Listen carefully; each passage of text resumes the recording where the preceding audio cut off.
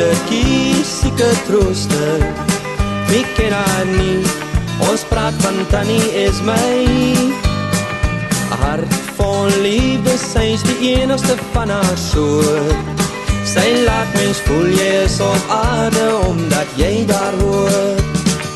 Vra maar vir die ouens in die weermacht, hulle sal jou sê, wat sy vir hul beteken. Met boodskapies en mooi musiek, elke Sondag, het sy en Paul Desmond hulle harte oorwin.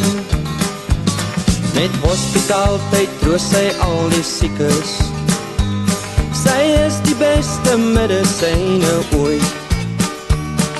Sy behandel almal soos familie, 'n verjaardagdatum die vergeet sy nooit. Bosmoedertjie, sieke trooster, wie ken haar nie, ons praat van Tannie is my. Hart vol liefde, sy is die enigste van haar soort. Sy laat mens voel jy is op aarde, omdat jy...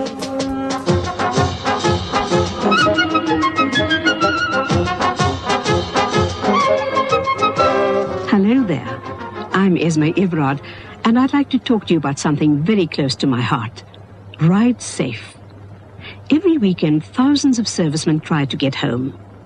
They can't hitch, and they can't afford to fly. Many will spend most of their precious weekend on the road, unless you give them a lift.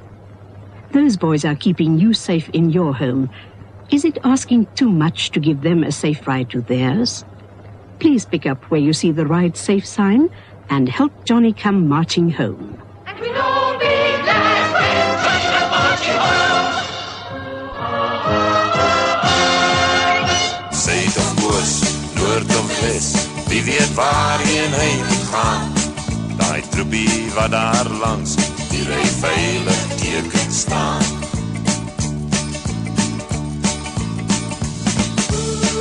Die boodskap oor die radio en die woorde in daai brief, sê vast by troepie ons verlang na jou, onthou ons het jou lief.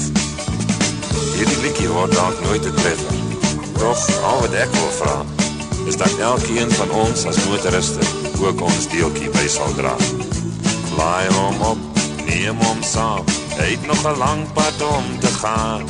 Daai troepie wat daar langs, die ry veilig teken staan.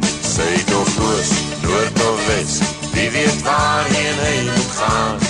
Daai troepie wat daar langs, die ry veilig teken staan. Ry veilig, ry veilig, ry veilig.